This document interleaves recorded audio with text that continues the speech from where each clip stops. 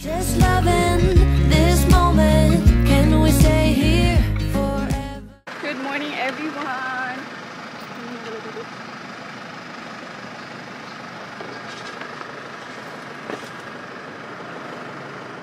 Ayan guys, hello.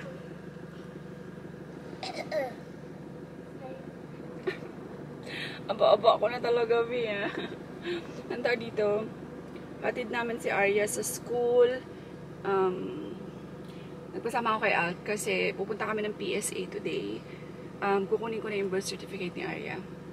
Hopefully. Ando na talaga siya, Bea. Yun na lang yung kulang actually. Yung birth certificate niya. Tapos yung passport niya, Filipino passport niya, applyan ko siya online na lang.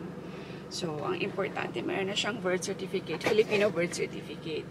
Tapos, ayan.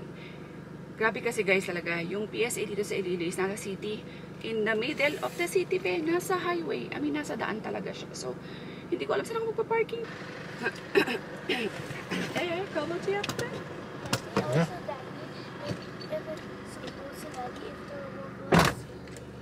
So, kaya ayan. Makain pa siya.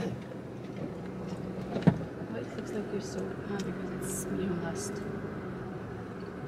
Ayan. Medyo masakit ang lalamunan ko. Feeling ko ako na naman ang uubuhin. Where is the shades? Ayan.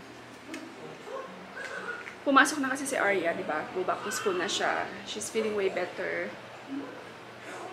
Mainit ba? So, now, back to lunch. Ano naman tayo? Back to routine. Yan. Back na. Back to routine tayo. Arya, you feel better, right? No more coffee? Wait, am I better? Yeah. I'm not sick. I don't have cough. You don't have cough anymore, right? Wala na siyang ubo, guys. Ako naman yung papaubo. Mommy now is having... I will have... You don't have... One eternity later. Ano tawag dito? Excited ako kasi pupunta kami sa... si Alt kasi nag-videos. Meron kaming i-review na bahay. 3 bahay yung i-review namin today. Finally, onti-onti na. May nakikita na kami pero... Hirap maghanap eh. Sobrang hirap maghanap talaga, in fairness. Anyway, so... Si Alp wala pang tulog, pero samahan niya ako kasi mahirap na mag-isa. Ako lang mag-drive kasi wala pa siyang tulog. Ito na kami guys sa first house. So this is the house. Ayan. Oh, that's the house. Ito guys ang entrance niya. Ayan. Ayan siya. Medyo. This is the salon. Sala. Why is this? Ano siyang CR? Common CR.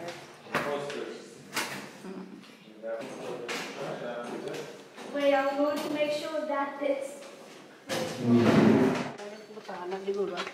May dirty kitchen. Siya sa likod. Nabakal ko na gali. Guys, ito yung kwarto. First room sa taas. Ayan. Meron na siyang ceiling fan. Tapos meron na siyang CR. Ayan. Tapos, dahil lang minute siya. Ito rin. May ceiling fan siya may AC na. May CR na rin siya. Ang problema na guys, wala silang built-in cabinet. Medyo maliliit ang room.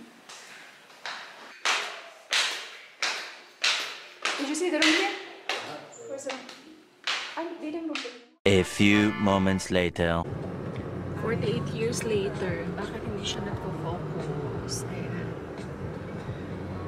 Papunta na kami guys sa pangalawang house. Yung pangatlong house, hindi available today yung owner. Mga 10 AM daw tomorrow. So, bukas naman yung pangatlo. But now, nagkanda wala kami. Saan kami napunta? We went to, I think that we already went to Antique. Other side of the road. Other side of the Iloilo. Grabe, sobrang kung saan naman kami dala ng map guys. Tapos yung location nandun lang pala sa plaza, sa may mismong, doon lang malapit lang sa amin. Kung saan kami dinala. Anyway, kasalanan ng mapa ito. Kanina pa naghihintay yung owner doon.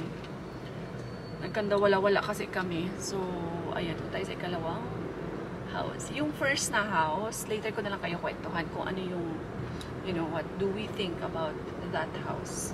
Amo lang na may ando mo kay basta nang kamubiya sa hasog.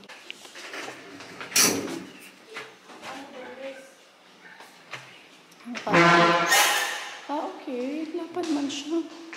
Bali, 3 rooms ni sir, no? Yes, ma'am. Isa. Nakay ko dirty kitchen para sa Hindi na si papa. Arman na da. Ala ka naman. Si Sa Arman dirty da. kitchen. Daw emergency lang na. Okay. Kaya daw ako na din. Ma'am, dala ako. Hindi na din natin ang banda. Tapos gift. Doon ka CR? Okay. May shower. Separate shower ang isa for fufu. Okay, wala na siya isa. There's a built-in cabinet. Sa atin yung area. Ito yung isang room, guys.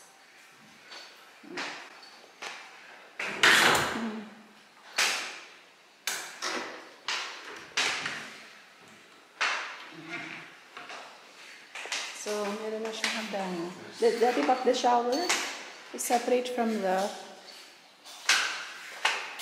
May naka-ready naman yung mga wifi. may wifi na kami. Pwede man yung ganit kay Papa.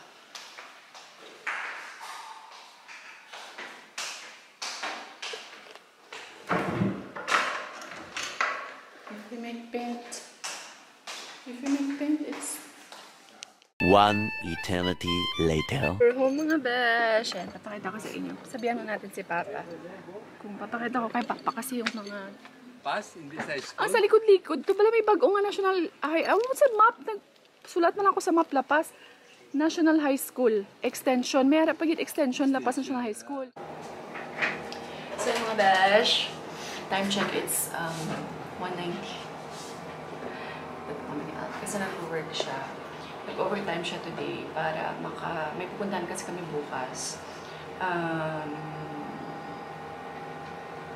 Para sa mga bata. So, kaya nag-overtime siya now para tomorrow hindi niya kailangan mag-work. So, ayan, finally, nag-start na kami maghanap ng bahay. Meron na kaming 2 nakita kanina. Dapat 3. Kaya lang yung isa kasi nag-cancel. So, sa Tuesday na lang daw available yung may-ari. So, tamang-tama kasi may pupuntahan kami tomorrow. So, balik namin mga after 2 days na dito sa Iloilo. So, ayan. Kaya sabi ko, sige, doon na lang. Medyo maganda rin yun, guys. Kasi yun, ikatlong titignan namin. Parang bago talaga siya. Kaya medyo maliit. Pero let's see. So, yung una namin nakita nyo, ano siya, sobrang liit niya talaga, B. Tapos, ang problema lang, wala siyang mga built-in cabinet. Wala siyang built-in cabinet. Tapos, nakita nyo naman, diba, yung dirty kitchen sa labas, yun lang yun. Wala siyang sink sa loob ng bahay. So, may hirapan. Kasi si Papa kailangan din ng dirty kitchen sa labas. So, medyo may hirapan kami sa part na yun. Walang kusina sa loob at walang mga built-in cabinet. So, tsaka ano talaga siya, medyo masikip talaga yung bahay, diba? So, sa ikalawa naman, tsaka yung entrance din pala, sobrang sikip ng entrance, guys. Ang daming mga sikad and maliit talaga yung entrance. Yung sa ikalawang bahay, okay naman kami. Actually, gustong-gusto ko yung dirty kitchen talaga. Perfect for Papa. Yung dirty kitchen. Sa likod, ang problema lang, be, nakita niyo kung gaano kalaki yung ano nila, yung parking sa labas. Ang problema lang, meron silang pinapapark na 2 sasakyan. Doon daw sa loob ng parking. So that means 2 tao yung merong access nung susi sa gate. Aside from us, na outsider. Which is no-no talaga para sa amin. Lalo na to. Ayaw na talaga pumayag, guys. Kasi ikaw ba naman, sa loob ng bakuran mo, may ibang tao makikipark. Meron din isang taxi na magpapark din doon. So, diba, parang, paano yun? Parang yung safety namin, parang yung peace of mind mo na in the middle of the night, meron lang mag-open ng gate, may magpapark ng sasakyan, or alam niyo yun, may ibang taong may access sa gate namin na hindi namin kilala. Nakikipark lang daw doon. 10 years na daw kasi lang nakikipark doon, which is kapitbahay yata nila. So, ayaw na lang pumayag na Basta, anyway. So, sobrang no talaga. Kasi may anak kami, guys. Diba?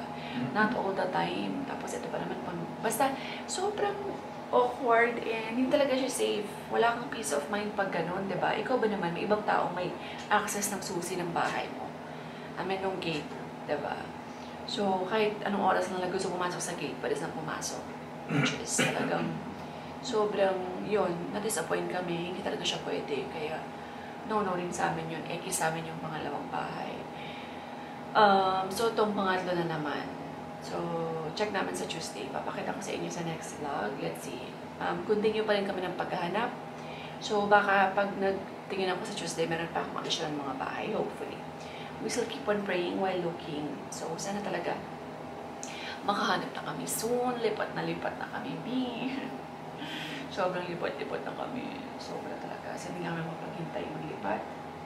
Parang sinusuka na talaga kami ng bahay na ito. Ano pa rin, lalo na sa pagkakasakit namin, feeling ko talagang itong bahay kasi marami din molds. Ayan, so far at least meron na kaming, you know, may action na nangyayari, diba? Kapag naghahanap na kami paunti-unti ng bahay, slowly but surely, hindi kami mamamadali para lang maka-transfer. Gusto namin yung talagang safe environment, malinis, medyo accessible sa lahat, and lalo rin kay Papa, hindi malayo. So, kaya kailangan matulog ba kasi 1:30 na. Maaga pa kami bukas sa alis, so we will need to leave tomorrow early for the kids. So, tulog na ako. Thank you all so much for watching mga besh. God bless everyone. Stay positive all the time, and we will see you in the next one. Bye!